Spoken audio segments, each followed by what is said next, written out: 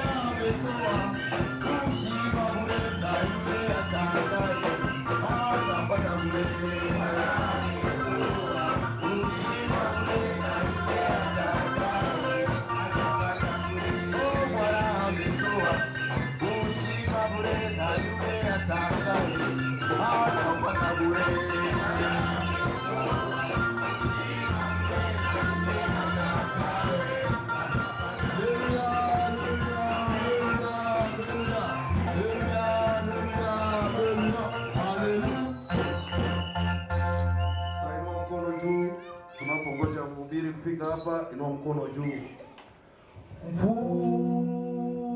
Mvua ya mbingu,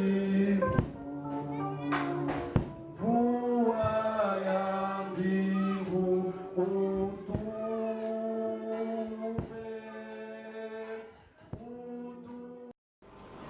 na ukatuma roho yako ikuye kutuongoza katika ulimwengu ya wenye sana. Tena zaidi ya hapo, uliacha maneno yako ukayaandika kwa mioyo yetu, yenye na hakikisha kwamba tumekombolewa kabisa. Asante kwa ukombozi wako, sababu wewe ndio ulikomboa na sie ndio tulikombolewa. Acha maneno yako isikike, tunakuomba kwa jina la Yesu Kristo. Amen.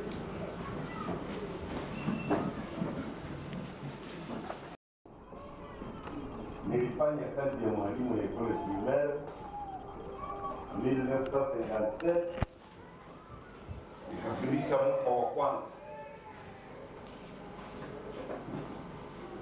na 58 nikafundisha mwaka wa kwanza na wa pili, yote nilifanya mara moja. Mwalimu ya mwaka wa kwanza anafanya kazi mingi kupita ba mwalimu ya universite. Ba mwalimu ya universite kufundisha watu ni commerce, inaitwa syllabus na ni somo, alafu ile somo banaita syllabus. Alafu mtu kufuata ile somo ilifale $10 au 5 kununua somo. Lakini ba mwalimu ya école primaire première année banaweza kuuzisha syllabus zao. Niwaambie walimu ya école primaire wanafundisha syllabus zao, hazikuye kukaratasi, wanaziandika kwa mioyo ya watoto. Ili mioyo ya watoto iko automatikema syllabus. Na mwalimu anakamata kila mtoto, sijui bangaliki banahubiri sema tulihubiri, mtoto unamkamata kwa mikono, unasema tunaandika a hivi, unakamata mkono ya mtoto mpaka aandike sawa na wewe, na unamwandikia herufi o i ili aziandike sawa sawa na yako. kwa sababu nataka maandiko yako iingie ndani yake. Ninataka niwaambie kitu kimoja. Depuis 57 mpaka leo ngaliki ninahubiri. Mahubiri ya watu wenyewe waliandika Biblia, walifanya mapredikasio yao, na ile mapredikasio yao walitaka maneno yao yaandikwe kwa mioyo ya wasikilizaji, ili moyo wa msikilizaji atakapofika kubingoni kwenye na kwenda kuikala, atasoma maandiko yenyewe alimfundisha na imeandikwa kwa moyo yake. Wengine walisema anacheua yale maandiko kama mbuzi anavyocheua. Mbuzi anapokula chakula hakule chakula kama nguruwe, hapana. Anapomaliza kukula chakula na iweka modepo, alafu wakati atapumzika atatosa chakula pale tena, tatafuna polepole akisikia utamu yake. Na mafundisho yenyewe nataka kuwapa leo, ninataka kusema na kila mmoja aliyeingia humu, awe mgeni awe mtu ya humu ya zamani, maandiko ya leo iwe yako binafsi. Musome Biblia. Mwenye aliandika Petro ya kwanza aliandika maneno magumu yenye watu wanashindwa kukubaliana nayo, na hakuandika ile maandiko peke yake, hata manabii wengine waliandika, na Yesu aliyasema. Ni kitabu ya Petro ya kwanza sura 1 verset 15. Ningalipenda mtu mmoja wa Swahili Zanzibari atusomee verset 13 ili itupeleke mu verset 15.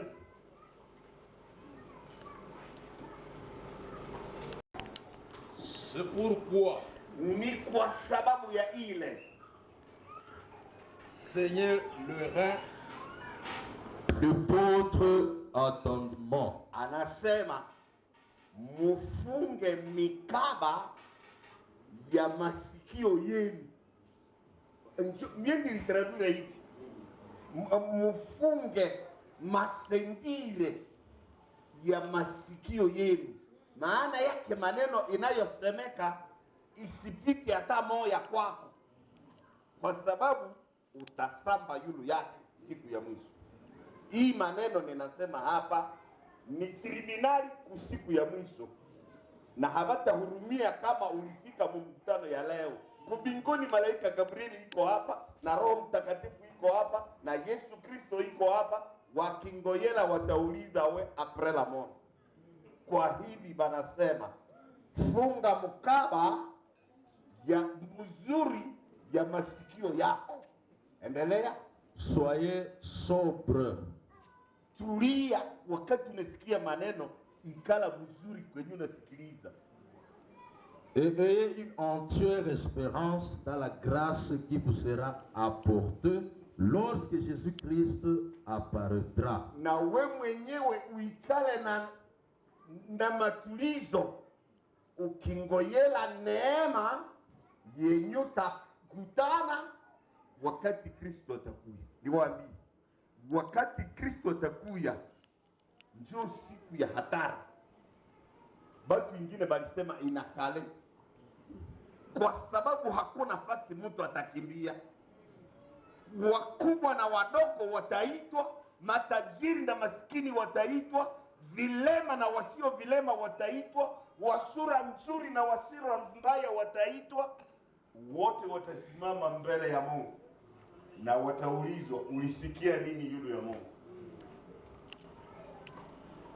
Niwaambie, tabu ya leo, Wakristo wanaikala chini ya walimu ya uongo, wanaikala kudanganya watu, kudanganya. na mauongo yenyewe wanadanganya watu. Ni wape mbili. Siku moja Steli alikutana naye, sema Mungu anakudanganya. Mungu anakudanganya. Alafu Eva akaamini uongo ya Steli kama kweli. Na leo watu wanaamini uongo wa mapastere kama kweli, wakisema mwanadamu ni mwenye dhambi, hawezi kutakasika, yanaharibika sana, sababu aliharibikia mtumbu. Niwaambie, ingawa mwanadamu aliharibikia mtumbu, lakini alisafishwa kumsalaba. Amen. Tumbu ya mama yako haiko na valere sawa na msalaba ya Yesu. Kama tumbu ya mama yako ilikuwa inaweza kukuharibisha, lakini tumbu ya Yesu Kristo inaweza kukubadilisha. Amen. Tulizaliwa mara ya pili ndani ya Yesu Kristo. Ile nayo tulitoka mtumbu ya Yesu Kristo. Ili tuzaliwe tuwe viumbe mpya. Kwa hivyo wanasema ukingoyela neema yenye iko mbele yako, ikala tulia. Tukuambie yenye linaweza kukuacha utoke mu masonche yenye na yala mu maiglize yetu ya leo. Maiglize imeharibika, haina walimu. Watu wanakuya kusikiliza nyimbo, waimbaji wanaimba dakika sijui saa 5 saa 2 na wanafanya makosere. Olie tungefanya ka predikasyon fulani, lakini tunaanza makosere. Kubingoni niwaambie, hakutafika moya mwenye alitoka mkosere. Ni michezo ya waimbaji, alafu kibalonja anacheza pale na bukuku. Unaona bukuku akiimba, ni kweli anaambia kama Mungu? Anaimba na fiere yote, anapelekana pale mteremko ya maji, anaikana hapa ndani ya samaki, anaikana hapa ndani ya muti, ibango mkubwa ya muti, anavala nguo 6 akimaliza wimbo mmoja. Anatoka na sura ingine, ataimba hapa atakuwa na sura ingine. Anataka asifiwe. Lakini wahubiri ine shimize ni kitu moja kusema shemize moja Kongo. Lakini usingo ile diplome. Na niwaambie hakika, kama kanuni ya Ukristo wapana fatana naye moja kwa moja, usingoyele kufika mbinguni. Usingoyele siteni ya tatosa we musteni ya watu ya Mungu alisema we toka. Nafata watu ya Mungu wapi? We mwenyewe hujui kanuni ya nani? Ya Mungu. Kanuni ya Mungu inahitaji obeisance, inahitaji kutii. Suka chini we mtu ya Waroma, Romains chapitre 1er, verset 5. Anza verset ya kwanza. Verset 1er.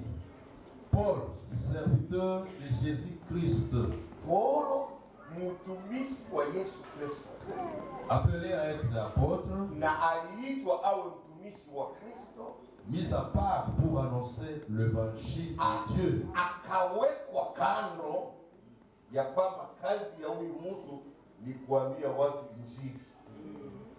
Évangile qui avait été promis auparavant de la part de Dieu. Na evanjili yenye Paulo balimwekea iwe yake zote ataitembeza ni injili yenye ilikuwa mumaahadi ya Mungu, mumapromese ya Mungu toka Abrahamu hata shamba la Edeni. De la part de Dieu par ses prophètes dans le Saintes Écritures. Katika maandiko matakatifu yote wanaeleza evanjili ni nini. Il concerne son fils né de la postérité de David selon la chair. Evanjili yenye Paulo anatembeza inaangaikia Yesu Kristo mwenye alizaliwa mkabila ya Daudi. déclaré fils de Dieu avec puissance, na ile ilitangazwa injili ya kwamba Yesu Kristo anakuwa deklare mwana ya Mungu selon l'esprit de sainteté, par sa résurrection d'entre les morts, Jésus-Christ notre Seigneur.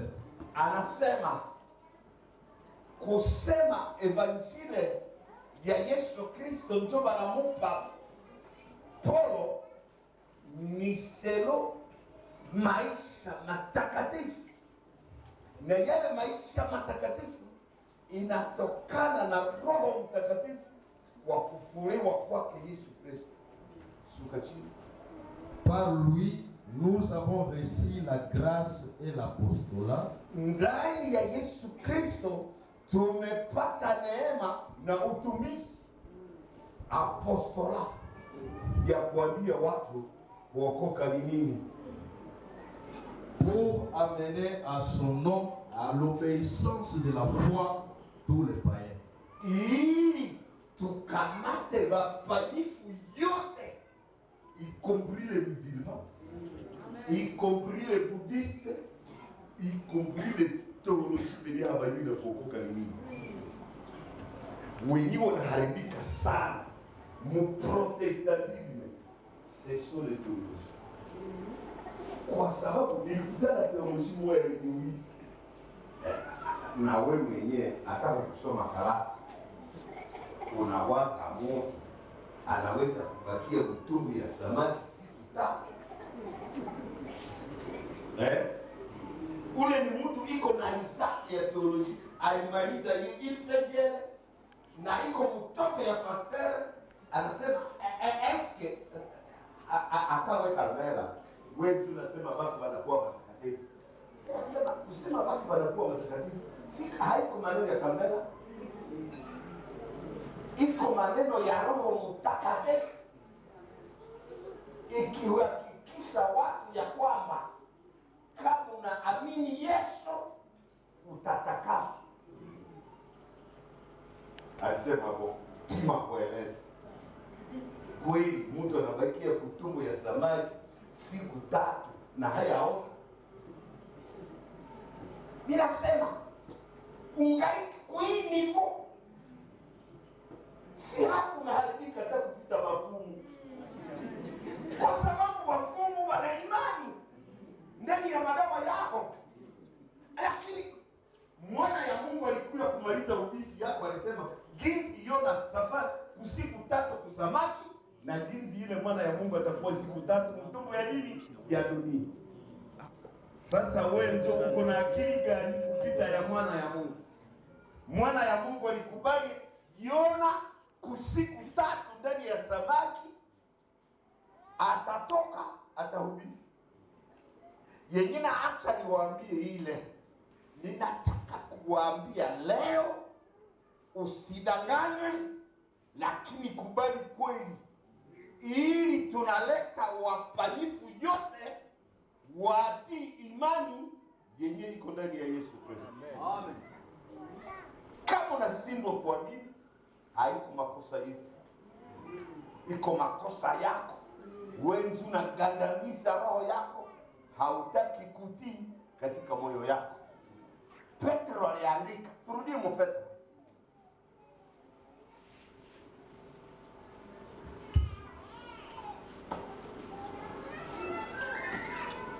Petro aliandika hivi, alisema kama watoto ya kufanya nini?